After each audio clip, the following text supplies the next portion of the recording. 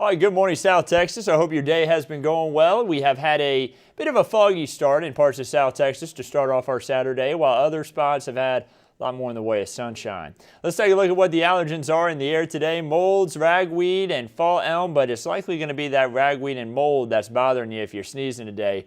Both of those coming in at medium levels. Ragweed always gets me. Doesn't matter if it's light, medium, or heavy. I end up having a little bit of allergies myself. Having a mostly clear to partly cloudy sky overhead as we see a helicopter flying by there, looking out from northwest San Antonio towards downtown. Not a bad start to the day. Very warm out there. Temperatures in the 70s and 80s already. Right now, Calaveras Lake showing beautiful views. You know, Calaveras Lake not too far away from the Wilson County line there.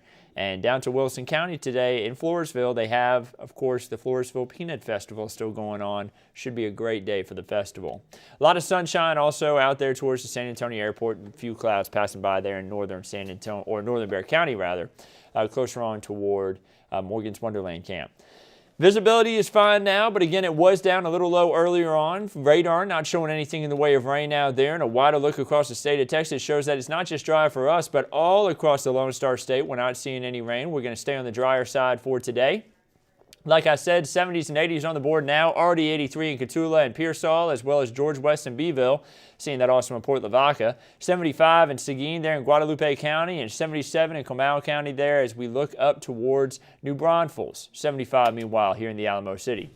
Dew points are sitting in the 60s, so it is a lot more humid than what it was here these last few days. Humidity is going to continue to be on the climb. Take a look throughout this graph here. Once we get into Monday, there'll be a little dip in the humidity, but then really climbing Tuesday, Wednesday, and Thursday, and that's where we're going to see our rain chances ramp up as we get more moisture into the atmosphere.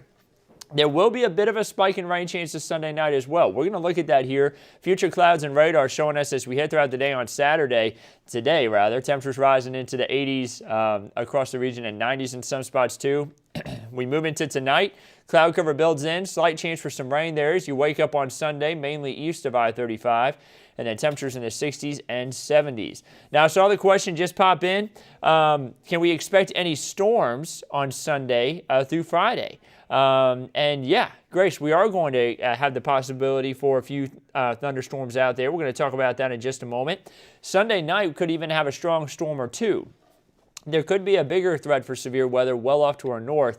We're not going to really have much of a threat for severe weather here in South Texas, but a storm or two could be stronger.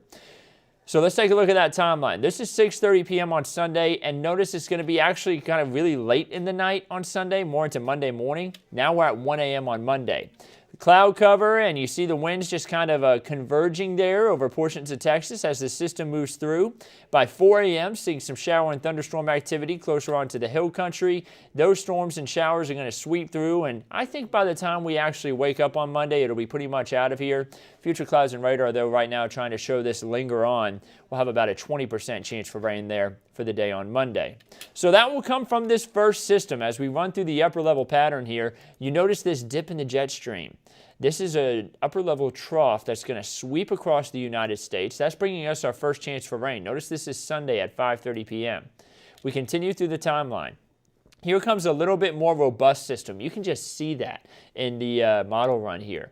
This system has a little more energy to it. It's going to dip down a little bit further south, and it's going to give us the ability to see a little bit more in the way of rainfall chances as we head into the middle to the end of next week. And there could be a dying system coming across the the country of Mexico, there could be a dying system that comes across Mexico, and that could bring some more moisture to allow us to get some more rain even as we head into the end of next week. So here's how much rain we could see. Over the next 7 days, maybe 1 inch to 3 inches of rainfall, and a majority of this is going to be falling as we head from Wednesday into Thursday of next week. May even have some lingering showers in on Friday. And look where the bulk of the rain is, off to the Texas Hill Country. That's where we could have 3+ inches, which is great news because that's where we need the rain. That's where the aquifer recharges. 658.6 feet is what the aquifer is at for today. Stage 1 water restrictions remain in place until that 10-day average can get above 660. And the reason why we're in this place in the first spot is because, well, we had a dry August, a dry September, and a dry October. We need to really pick up on that rainfall, but we just haven't been that lucky recently. Actually, more than half the rain that we have had all year occurred in the months of April, May, and July. So those were really wet months. They were really needed, but now we need even more rainfall to make sure we stay ahead of the average for the year there. As far as the tropical outlook is concerned, we have a medium chance for tropical development off the coast of the Carolinas. That's also going to be sparking up where that area of low pressure was that we were talking about just about the past few days. That put a lot of rain down in Georgia and the Carolinas. Sometimes you can have those systems develop right off the coast of the Carolinas. Sometimes you get a little low that forms over the Carolinas and then it kind of pushes offshore, and then you can have tropical development in that region, and that's what we're looking at there. If this system does get a name, it would be Wanda. That would be the last name on the 2021 Atlantic hurricane season list. And if we run out of names, we go into a supplemental list of names. And this will be the first time that the National Hurricane Center uses a supplemental list. Remember, we've only been all the way through the list 2 times in history before this year, if it happens. And that was in 2020 and 2005.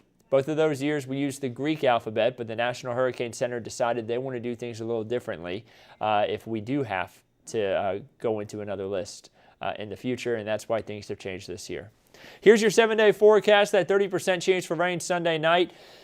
Going to be pretty warm here Monday and Tuesday. 20% chances for rain each day. And there's that ramped up rain chance Wednesday and Thursday. I imagine we end up bumping those rain chances up even higher as we get closer to the event and there's more certainty in the forecast. Much needed rain, of course, and it's going to come just in time because, like I said, the aquifer is down. We need to see it bump up. And then, unfortunately, for the end of the month, as we move from day 8 through day 14, it's looking like below average rainfall could be possible for our region, and those above average temperatures with the upper 80s, lower 90s could be sticking around as we head throughout the end of the month too, with above average temperatures possible. If you plan on doing any hiking at some of our beautiful state parks the next few days, it's going to be absolutely beautiful out there, and maybe you want to go just travel across the state too to go along with it. Temperatures in the 80s to 90s each day. Going to be a lot of sunshine pretty much everywhere you look, with the exception of some shower activity in Amarillo for tomorrow, and then some shower and thunderstorm activity in Houston as well. Of course, the Texas Gulf Coast forecast for today showing that we're going to have some actually nice conditions. This is actually, I'm now looking at this, and this is actually looking past this weekend into next weekend. So misspoke there for a second. But for next weekend, there could be some showers and storms. Today, nothing but stunning weather across the Texas Gulf Coast. Should be great weather for anybody who wants to head down there and enjoy the beach as we head into the end of summer here. So here's that Texas State Park forecast. Again, we do have the possibility for some drizzle tomorrow morning, mainly east of I-35, but could even get some spots in the hill country you see there with a little bit of drizzle to start off the day, and then a lot of sunshine in the afternoon. So that's about it, guys. I'm going to pop it back up on the 7-day forecast. I hope you can all have a wonderful Saturday. A lot of college football going on today. It should be a fun day to watch some football. I know that there's some big games being played. So have a wonderful Saturday. We'll continue to keep you updated on everything right here at Kent's 5, of course, on Facebook, YouTube, on all of our digital platforms. We also have Kents5.com and the Kents 5 app. Download, like, subscribe, do all those things to make sure you can stay informed throughout the day. So we'll continue to keep you updated on everything right here at Kents 5. I'll be on this afternoon for meteorologist Jeremy Baker. Be sure to tune in, and I hope you have a wonderful rest of your Saturday.